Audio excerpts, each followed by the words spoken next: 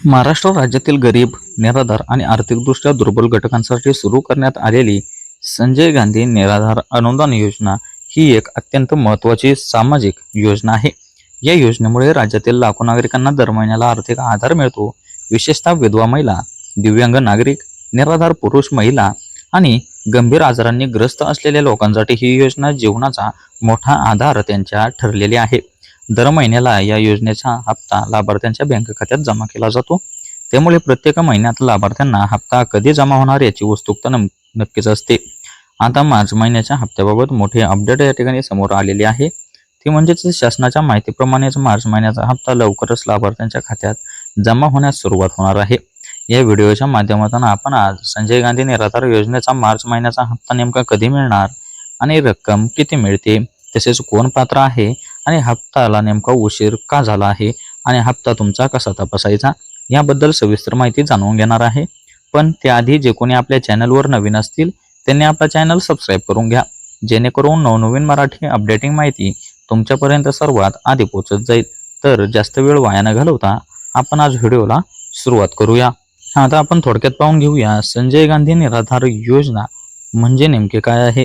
तर संजय गांधी निराधार अनुदान योजना ही महाराष्ट्र शासनाने सुरू केलेली एक सामाजिक सुरक्षेची योजना आहे. समाजातील आर्थिकदृष्ट्या दुर्बल आणि आधार नसलेल्या नागरिकांना आर्थिक मदत देणे हा या योजनेच्या मागचा मुख्य उद्देश आहे. तसेच समाजातील अनेक लोक असे आहेत की त्यांच्याकडे उत्पन्नाचे कोणतेही स्थिर साधन नाही. काही जण शारीरिकदृष्ट्या काम करू शकत नाहीत, तर काही जण कुटुंबांच्या आधाराच्या शिवाय जगत असतात. अशा लोकांना दर महिन्याला आर्थिक मदत मिळावी म्हणून ही योजना या ठिकाणी सुरू करण्यात आली होती. या योजनेमुळे राज्यातील हजारो कुटुंबांना थेट आर्थिक मदत मिळते आणि त्यांच्या दैनंदिन गरजा भागवण्यासाठी मोठा आधार मिळतो. आता पाहून घ्या महत्त्वाचे अपडेट. मार्च महिन्याचा हप्ता नेमका कधी जमा होणार आहे.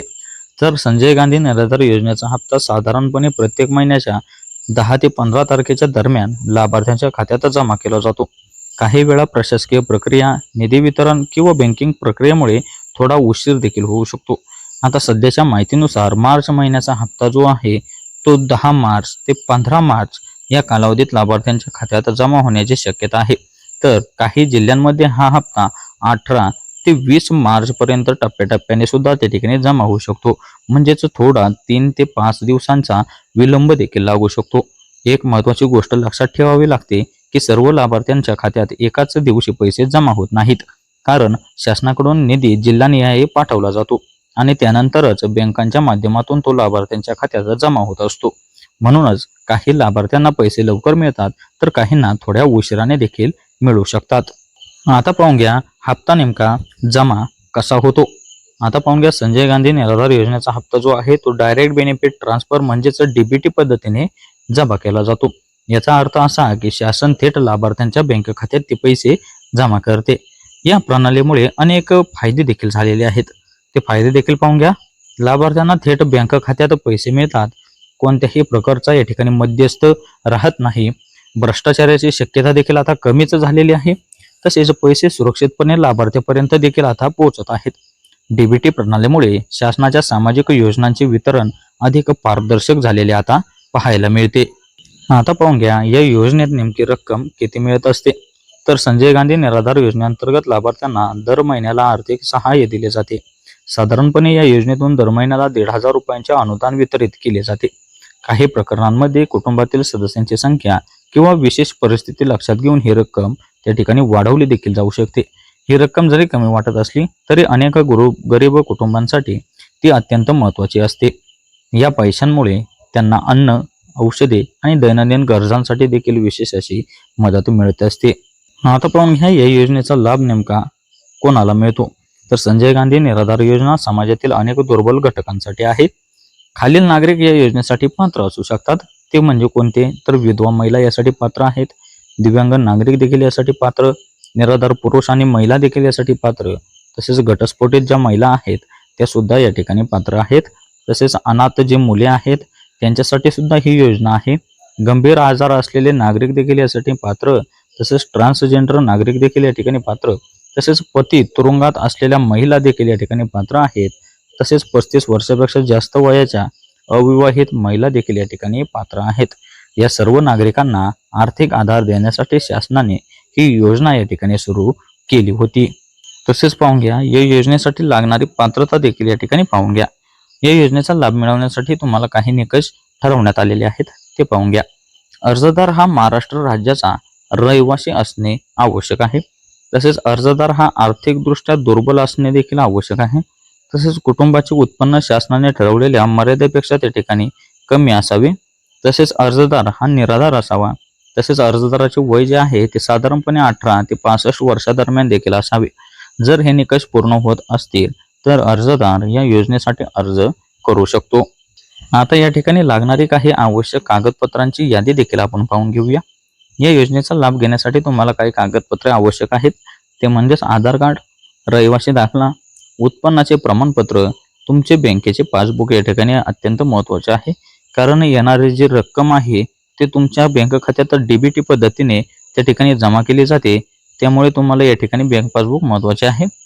तसेच पासपोर्ट साईजचा फोटो देखील, अपंगत्वाचे प्रमाणपत्र, जे दिव्यांग आहेत उमेदवार यासाठी पात्र ठरणारे त्यांच्यासाठी अपंगत्वाचे प्रमाणपत्र लागणार, आणि मृत्यूचा दाखला, ही विधवा महिलांसाठी पतीच्या मृत्यूचा दाखला देखील या ठिकाणी लागणार आहे। ही कागदपत्रे पूर्ण असल्यास अर्ज मंजूर होण्याची प्रक्रिया देखील तुमची जलद होत असते। आता पाहून घ्या, अर्ज नेमका कसा करायचा आहे। तर या योजनेसाठी अर्ज करण्यासाठी लाभार्थ्यांना त्यांच्या तालुक्यातील सरकारी कार्यालयात जावे लागते। आता अर्ज तुम्हाला खालील कार्यालयांमध्ये देखील करता येतो, ते पाहून घ्या। तुमचे तहसील कार्यालय तालुका स्तरावर तुम्ही अर्ज करू शकता। तसेच तुमच्या तलाठी कार्यालयात देखील अर्ज करू शकता, जिल्हाधिकारी कार्यालयात देखील अर्ज करू शकता। येथे अर्ज फॉर्म भरून आवश्यक कागदपत्रांसह जमा करावा लागतो। त्यानंतर संबंधित अधिकारी अर्जांची पडताळणी करून तुमची ती मंजुरी देत असतात। आता पाहून घ्या, हप्त्याला नेमका उशीर का होत असतो।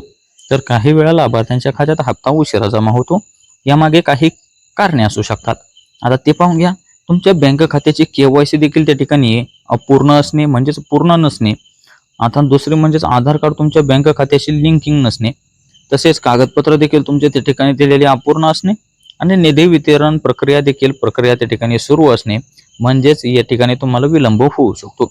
तसेच प्रशासकीय विलंबात देखील तुम्ही अडकू शकता। म्हणूनच लाभार्थ्यांनी आपले बँक खाते आणि कागदपत्र वेळोवेळी अपडेट ठेवणे आवश्यक आहे।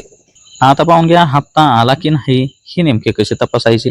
आता लाभार्थ्यांना हप्ता जमा झाले आहे की नाही तुम्ही कशा प्रकारे तपासू शकता, तर बँक पासबुक अपडेट करून देखील तुम्ही तपासू शकता। ATM मध्ये बॅलन्स तपासून देखील तुम्ही चेक करू शकता। तसेच बँकेच्या SMS द्वारे देखील तुम्ही पाहू शकता। तसेच बँकेच्या शाखेत जाऊन देखील तुम्ही त्या ठिकाणी जाऊन चौकशी करू शकता की तुमचे पैसे आले आहेत की नाही। जर हप्ता आला नसेल तर संबंधित तहसील कार्यालयात तुम्ही चौकशी करू शकता। आता जे लाभार्थी आहेत त्यांच्यासाठी महत्त्वाची सूचना देखील या ठिकाणी पाहून घ्या। जर तुम्ही संजय गांधी निराधार योजनेचे लाभार्थी असाल तर खालील गोष्टी तुम्ही नक्कीच करा। ते म्हणजे तुमचे बँक खाते आधारशी लिंक नसेल तर लिंक करून घ्या। KYC झालेली नसेल तर तुम्ही त्या ठिकाणी KYC अपडेट करून घ्या। बँकेचा तपशील देखील तुम्ही त्या ठिकाणी योग्य द्या, आणि तुमचे कागदपत्र तुम्ही त्या ठिकाणी वेळेवर जमा करा। यामुळे तुमचा हप्ता वेळेवर मिळण्याची जास्त शक्यता वाढते। आता आपण आपल्या संपूर्ण योजनेचा आणि आपल्या संपूर्ण प्रक्रियेचा निष्कर्ष काय सांगतो ते एकदा सोप्या भाषेत पाहून घेऊया। संजय गांधी निराधार योजना ही महाराष्ट्रातील गरीब आणि निराधार नागरिकांसाठी अत्यंत महत्त्वाची योजना आहे। या योजनेमुळे लाखो लोकांना दर महिन्याला आर्थिक आधार मिळतो आणि त्यांच्या जीवनात स्थैर्य देखील त्या ठिकाणी निर्माण होत असते। आता मार्च महिन्याच्या हप्त्याबाबत बोलायचे झाले तर उपलब्ध माहितीनुसार मार्च महिन्याचा हप्ता हा साधारणपणे 15 तारखेपर्यंत तसेच लाभार्थ्यांच्या खात्यात जमा होण्याची जास्त शक्यता आहे। आता तोच हप्ता काही ठिकाणी 20 मार्च पर्यंत देखील जमा होऊ शकतो, कारण त्या ठिकाणी जिल्हानिहाय तुम्हाला ते पैसे येत असतात। म्हणूनच लाभार्थ्यांनी घाबरून न जाता आपल्या बँक खात्याची स्थिती तपासावी आणि आवश्यक कागदपत्र तुम्ही त्या ठिकाणी अपडेट ठेवावीत। ही योजना समाजातील दुर्बल घटकांसाठी मोठा आधार ठरत आहे आणि भविष्यातही अशा योजनांमुळे लाखो नागरिकांना आर्थिक मदत देखील मिळत राहणार आहे। तर ही होती आजची आपली अपडेटिंग अशी माहिती कशी वाटली ते तर नक्कीच कळवा, पण त्याआधी जे कोणी आपल्या चॅनलवर नवीन असतील त्यांनी आपला चॅनल पहिल्यांदा सबस्क्राईब करून घ्या, जेणेकरून नेक्स्ट व्हिडिओची अपडेट तुमच्यापर्यंत सर्वात आधी पोहोचत जाईल।